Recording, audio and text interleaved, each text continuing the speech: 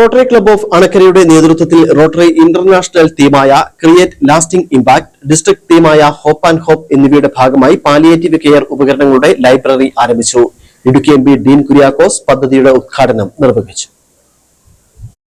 Rotary അംഗങ്ങളോടൊപ്പം സമൂഹ നന്മയ്ക്കായി കൈത്താങ്ങുകൾ നൽകുവാൻ ആഗ്രഹിക്കുന്നവർക്ക് ഒരുമിക്കുന്നതിനാണ് റോട്ടറി സെന്റർ ഫോർ ഹ്യൂമാനിറ്റി എന്ന പുതിയ പദ്ധതി റോട്ടറി ക്ലബ് ഓഫ് അണക്കര ആരംഭിച്ചിരിക്കുന്നത്.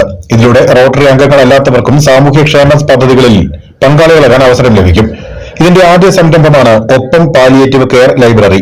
ഇതിലൂടെ പുതിയ പാലിയേറ്റീവ് കെയർ ഉപകരണങ്ങൾ സംഭാവന നൽകുകയോ വീടുകളിൽ ഉപയോഗിക്കാതെ കിടക്കുന്ന ഉപയോഗയോഗ്യമായ ഉപകരണങ്ങൾ നൽകുകയോ ചെയ്യാം.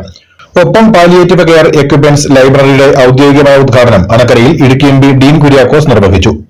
പങ്കുചേർന്നിട്ടുള്ള എല്ലാ നല്ല മനസ്സിന്റെ ഉടമസ്ഥരായ നിങ്ങൾ എല്ലാവരെയും ഞാൻ പ്രത്യേകം അഭിനന്ദിക്കുന്നു.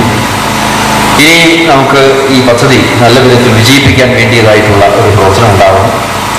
ഇത് ശ്രമകരമായ ഒരു ഉദ്യമമാണ്. ഇത് ഒരു ദിവസം നേരം വെളുത്ത് പിറ്റേ ദിവസം നേരം വെളുക്കുമ്പോൾ അവസാനിക്കേണ്ട ഒരു പ്രോജക്റ്റ് അല്ല.